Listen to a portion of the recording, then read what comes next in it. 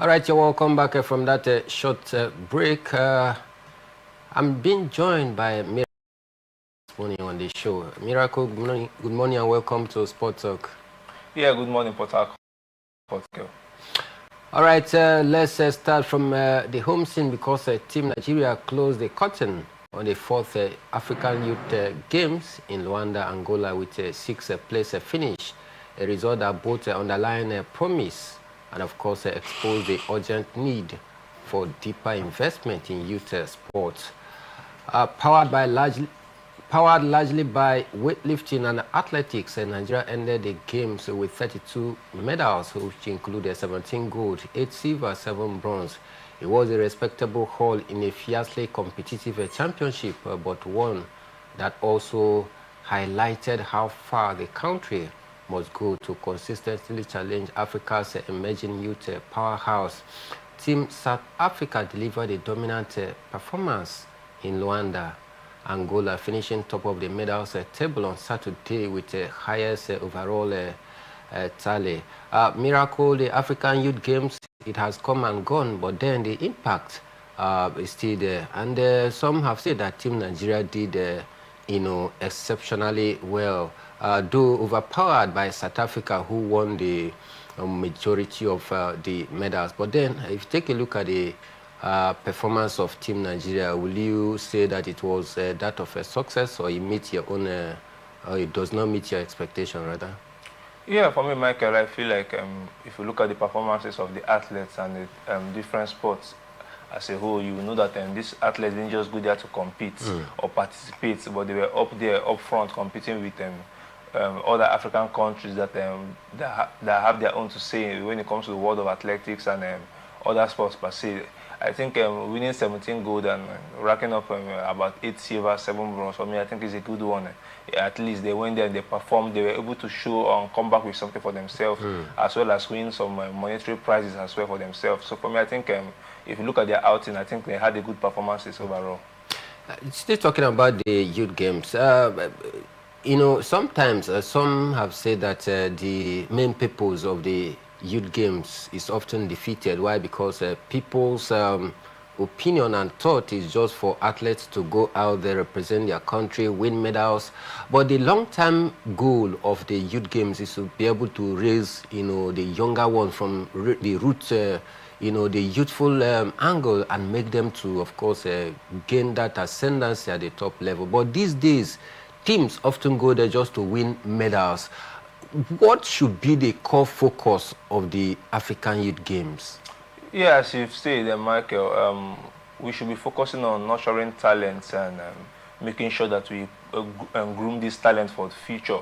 And these talents that participate in the youth games should be the ones who should be aiming of or hoping to see in the next 3 or 4 years from now performing in big championships like the Olympics and the rest. But for me, I think if you look at our National Sports Commission, how they've been governing and grooming these talents, I think they've not been grooming them for the future so far. I think they just want them to go there, perform and make a name for themselves just by winning medals and winning monetary prizes, that they can come back home and say, yes, at least we won something. But for me, I think that shouldn't be the core focus. I think we should mixing it with grooming them for the future, as well them going there to show themselves and perform as well for themselves. I think we should mix the two. Yes, you can't be grooming athletes for the future when they are not performing. At least let them perform at the highest level. Then also we groom them for the future.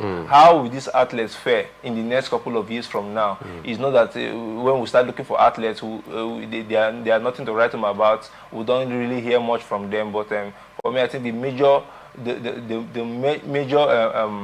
what do I say now? Our major goal should be grooming these athletes for the future, nurturing them, making sure that in the next couple of years they can be able to compete in the front line with other major countries when it comes to bigger competitions like the Olympics, like the World Athletics, and the rest.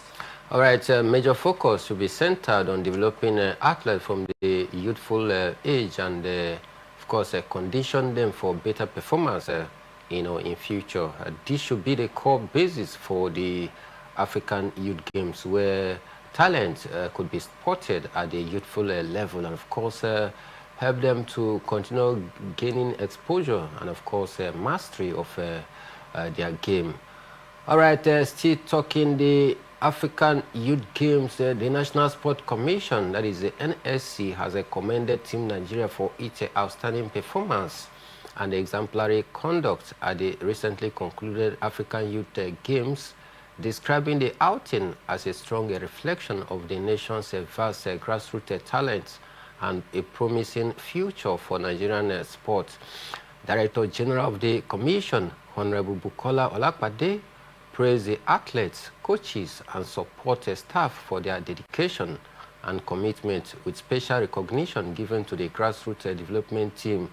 The NSC also expressed a deep appreciation to the Nigerian Olympic Committee under the leadership of Engineer Habu Gomel for its continued guidance and support throughout the Games. The National Sport Commission reaffirmed its commitment to strengthening youth development frameworks nationwide, ensuring that talents identified at competitions like the African Youth Games are nurtured and sustained for the future.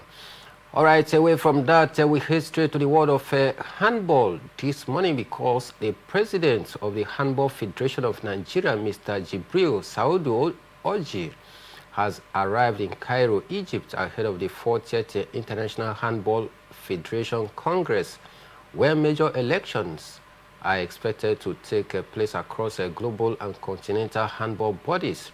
Mr. Jibril arrived in Egyptian capital via Ethiopian Airlines, joining handball administrators from around the world for the high-level Congress. The IHF Congress will oversee elections into key executive positions of the Commonwealth Handball Association, a confederation of African handball, including all its zones, as well as all the International Handball Federation itself. Speaking on his arrival, the HFN president, Mr. Jibril Saudi Jr., described the Congress as a defining moment for the growth of handball globally and in Africa at a Commonwealth level. Nigerian handball chief is contesting for the position of a Secretary General of the Commonwealth Handball Association, where he is running unopposed and seeking a second term in office. Meanwhile, during the CAHB Congress held on Tuesday, December 19th, the Handball Federation of Nigeria president was voted as chairman of the Electoral Committee of the Confederation of African Handball, a key role that places him in charge overseeing the other activities. Now, it is yet another moment for the HFM boss to, reassert his developmental stride. This is the second time he's going out, and of course he's going unopposed. Going unopposed meaning that he has done well, and that is why some other contestants decided to back down and allow him to go. But with the level of a handball development, not just in Nigeria but Africa, do you think that he deserves, a second term in office? Yeah, for me, Michael, I feel like most appointees or some of these men that are in the helm of affairs when it comes to our sports in Nigeria are just there for political basis. There's not really a reason I can pinpoint and tell you that this is why this person is there or this is why this person is not there. Some of them are appointed based on their political affiliations and the rest. So I feel like Mr. Jibril is no exception to that. There's a lot to be done when it comes to our handball development down here in the country. We don't really see much when it comes to our handball. We know that if you talk about football, in as much as we have our own issues in football, football is still one of the biggest sports in Nigeria and in Africa as a whole. For me, I think there's still a lot of exposure that needs to be done when it comes to handball, and a lot of promotion, a lot of nurturing of talents and the rest. right here in Africa, Nigeria, when it comes to handball, I don't think we have really held our own when it comes to handball over the years. But for me, I think yeah, there's still improvement to be done. He can still do a lot. For him to be unopposed means that maybe he's still getting a little bit of favor from the board members and the rest. There's still a little bit of faith in him for him to improve and grow the sports. For me, I think it's a nice one that he was unopposed. I think going down there to Cairo for such an event, and I think there's a lot to be learned, and I just hope that he can do much when it comes to handball development down here in the country.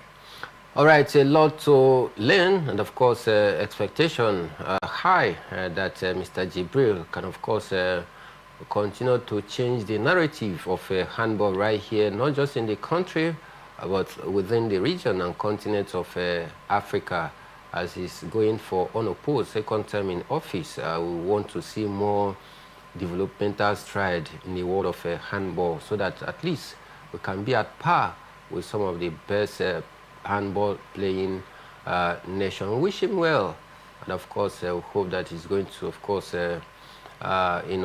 get his seat yet again, and of course continue the impressive works that he seems to be doing in the world of handball.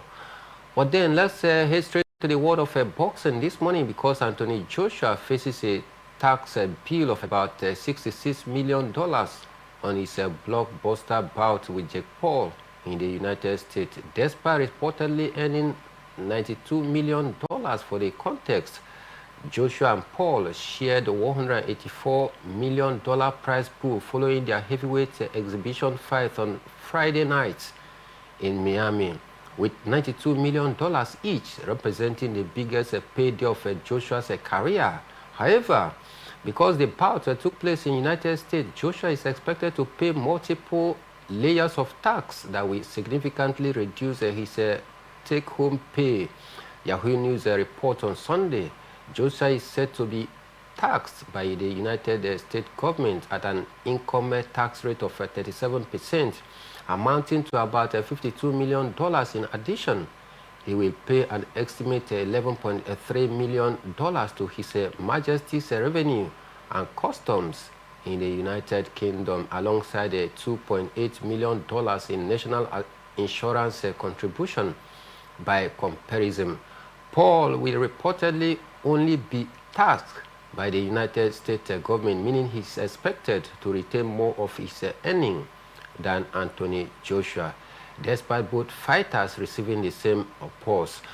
Miracle, some have said that this is not good at all.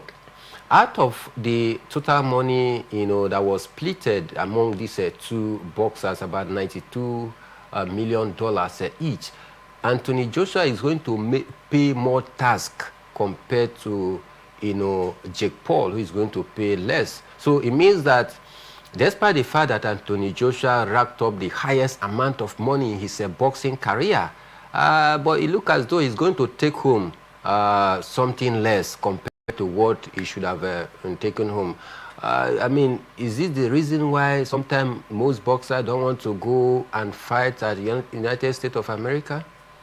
Yeah, Michael, for me, I think when it comes to the tax breakdown of this match, I think for me, I think it's a little bit too much because you can't be earning about $94 million from a boxing match, about $92 million from a boxing match, and you're spending up to over $50 million for tax alone, paying the UK government as well as the United States government.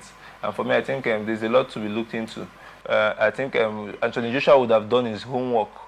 Maybe not allowing that fight to be done staged in Miami. Yes, over there in Miami, in the United States of America. Maybe him fighting in London or in Saudi would have been the best. So for me, I think Anthony Joshua didn't do his homework really very, very well. Even the fact that he won the fight, he was still able to collect the same paycheck with Jake Paul.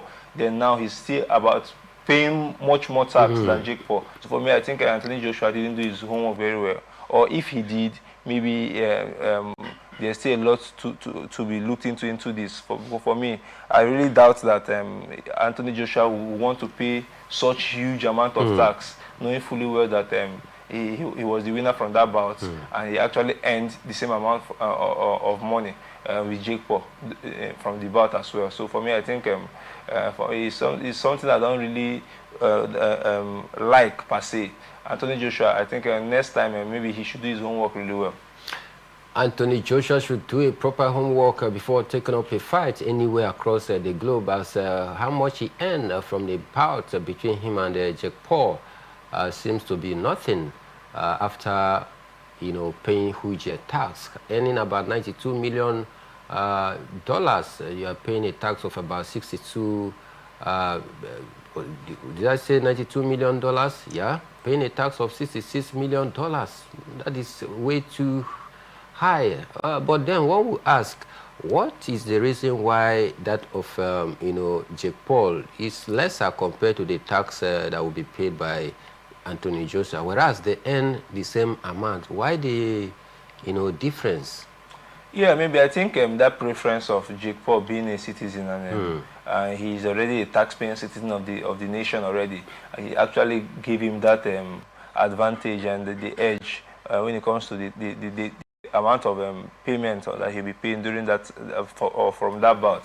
So for me, I think due to the fact that Anthony Joshua is not a citizen, he's an invitee to the nation, and he came just for that bout alone.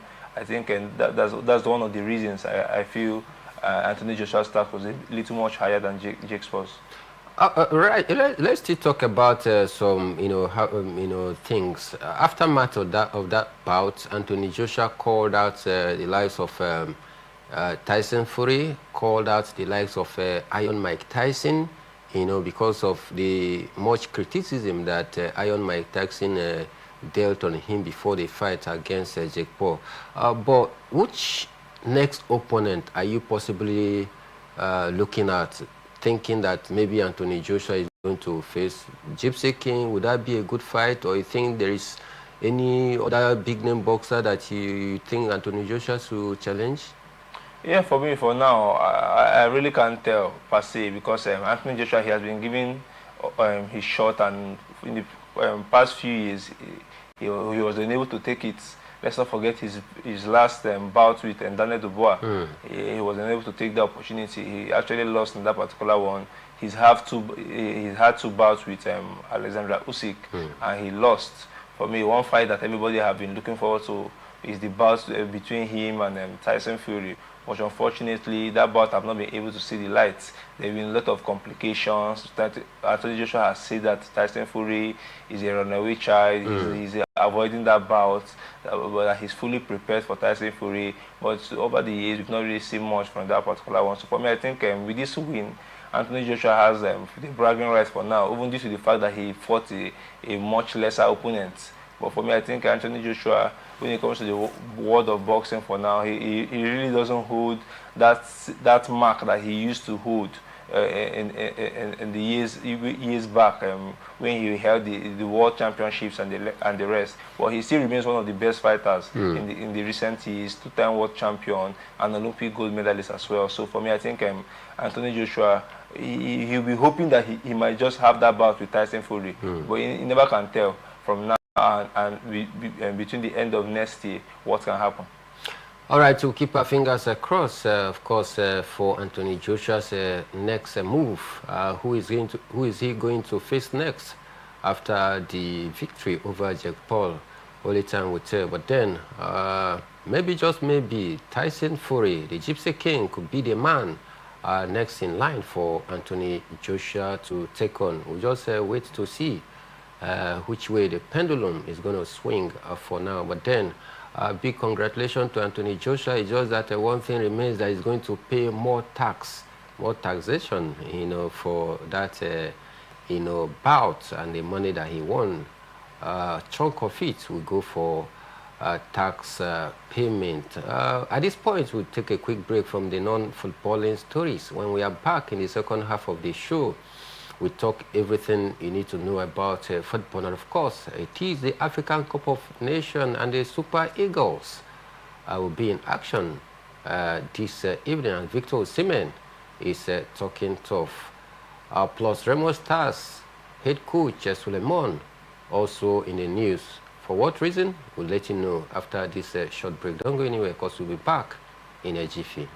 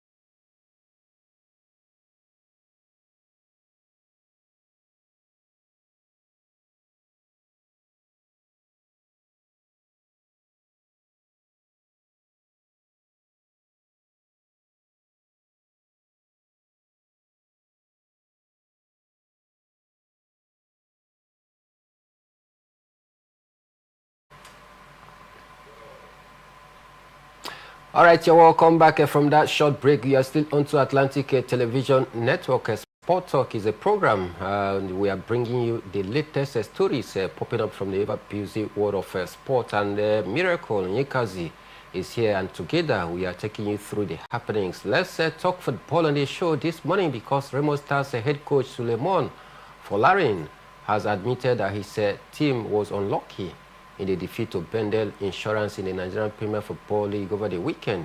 The Sky Blue Stars 3-2 home defeat to Insurance on Sunday was not okay with the coach. However, Henry Onya, Wisdom, Udom were on target for Bendel Insurance, while Adeleke Olamilekan and Victor Bauma netted for Remo Stars. The defeat was their second home loss of the campaign. Folarin insisted that the players show miss despite the defeat. The defending champions sit in 15th position on the league table with 22 points, 2 points above relegation zone. Troubling time for Remo Stars. Miracle, they are the defending champion. Of course, they did exceptionally well last season by winning the league title. But this season, they were expected to be at the front foot of trying to defend their title, but then it seems to be in between relegation and, of course, trying to survive relegation. Do you see Remo Stars escaping relegation this season? Yeah, for me, I think it's a difficult ride so far for the Remo Stars team. I think a lot have been said about this team over the last couple of weeks, how disappointing they've been this season, how they were able to not show a little bit of class on the continental stage where they were shambolic and they were disgraced by Melody Sundown. I think 7-0 in aggregate over there. So for me, I think Remo Stars have been quite disappointing this season. A coach that I loved really, really much, how he approached the game of football. Coach Daniel Gumudede, their former head coach, have been let to go, and a new coach, Suleiman, have been employed. But so far, we've not really still seen much from the new coach. I think Remo Stars over the years, they've competed at the high front of Nigerian football. I think they finished second back-to-back in the last couple of years before actually winning the league title. Last season, a lot of investment have been put into this team. The coach, Daniel, went for international courses. The team as well had a lot of exposure going abroad and the rest. But for me, I think so far this season, I think the Remo Stars team have been very, very, very disappointing. Sitting just 2 points above relegation and 15 on the table. You really don't know what to expect from them in the next couple of matches, whereby you drop points at home, and you know how difficult it is going away from home to play in the MPFL. For me, I think Remo Stars have a lot to do. A lot of improvement needs to be done from the coaching staff, from the players as well. And the board, for me, I think they made a harsh movement in letting go of Coach Daniel Gumedede, because I know that Coach Daniel, in as much as the team are having a rough patch, he's still one coach that I know that his tactical input and how he approaches the game of football always plays a pivotal role in the impact of the players and how he approaches his games. He actually comes out with good result at the end of the day. And I was hoping that he could actually turn this around. But for me, I think the board have made their decision, and you never can tell. This decision can come back to bite them at the back, meaning that if Remo Stars gets relegated a season just after winning the Nigerian Professional Football League, for me, I think it will be very, very disappointing from them. I just hope that from now to the end of the season, they can find a solution and a way forward, and making sure that they can at least stay back and have a place in the league. All right, hope that Remo Stars find their rhythm very soon. Talking about Daniel Ogumodede, is away for international duties because it has come out severally to, of course, debunk the rumored sack or resignation of him. So I think the reason why Folarin is standing on a touchline or standing in for Daniel Ogumodede is because of the national duty, which of course Daniel Ogumodede is part of the Super Eagles team that went for the AFCON. But we just wish Remo Stars all the best, because it will be a very sad narrative that after winning the league title, the next season, they went down to relegation. Somebody is saying, God forbid, but it is football. But then we just hope that Remo Stars, one of the exciting and privately owned club right here in the country, can continue to stay afloat the Nigerian Premier Football League for more years.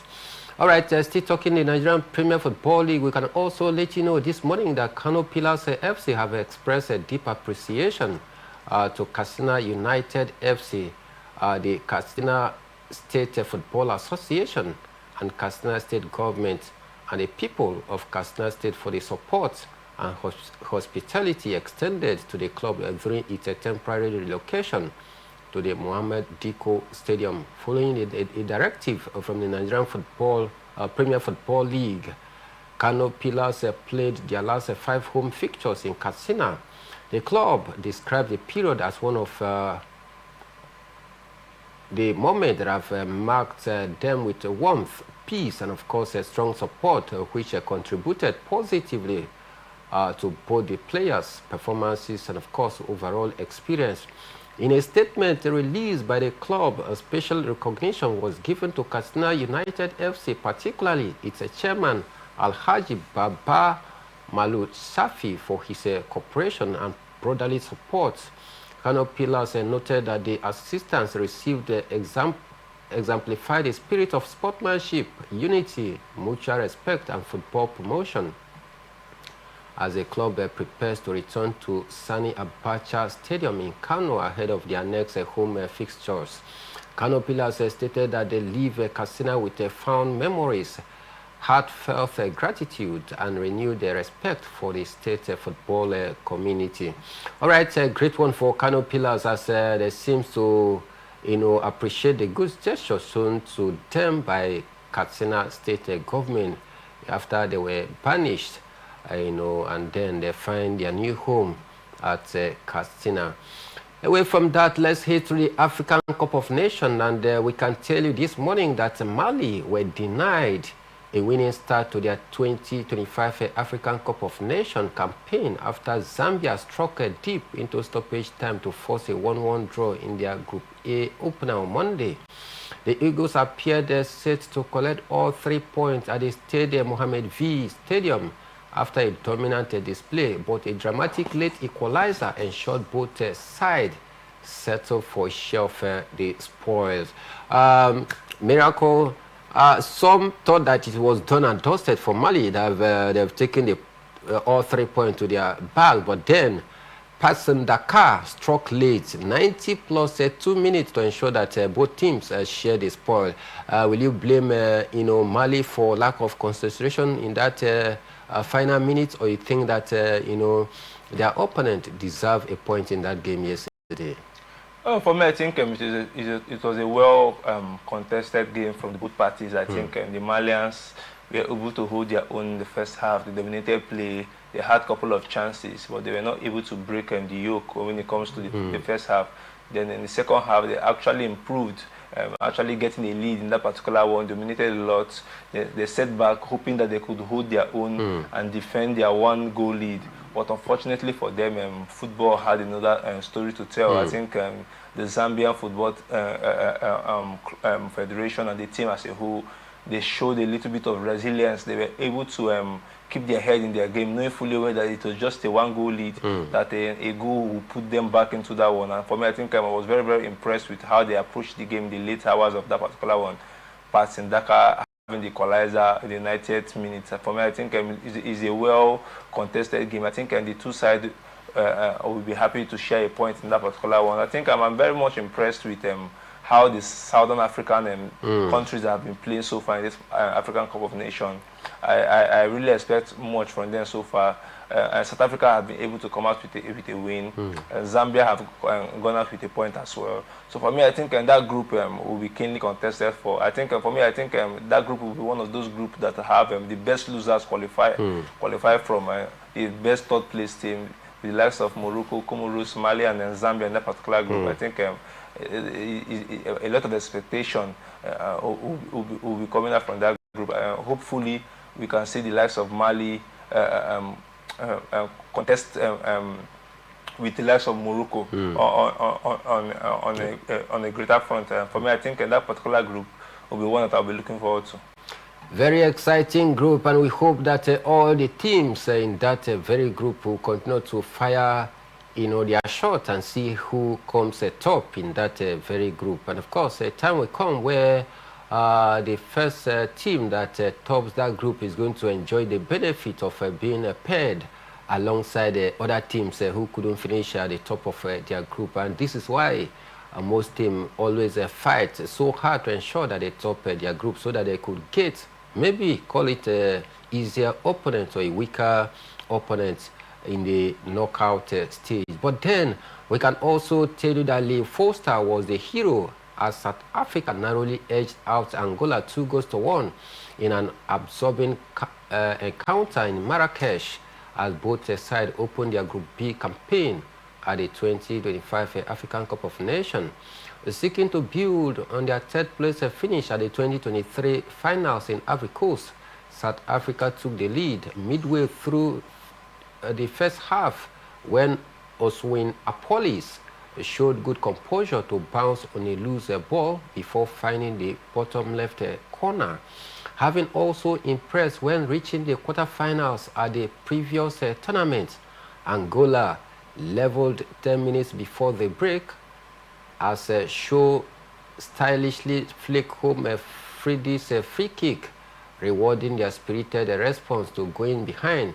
But moments after blazing over, Foster settled their counter to ensure South Africa maintained their record of having never lost to their fellow Southern African at the African Cup of Nations. All right, South Africa, they enjoyed a victory yesterday. 2-1, it ended. And with how you saw the South African team fared last time out where they finished third, of course, you saw how they troubled Super Eagles at some point. We just managed to go through. Do you see this South Africa going, above their achievement for last season?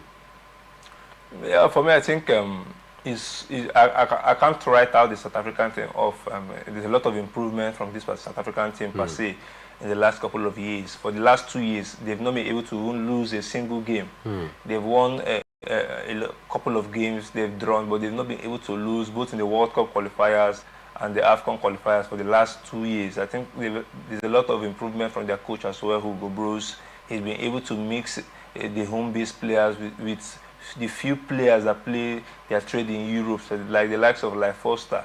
For me, I think a lot of expectation still lies within their camp for them to improve from their last outing, where they finished out third. I think South Africa are one of those teams that a lot of eyes will be on how they will fare so far in this AFCON, and they've been able to prove themselves by winning their first game. I think their second game will be very, very important. If they're able to grab all 3 points, I think they'll be already qualifying to the knockout stages of the competition.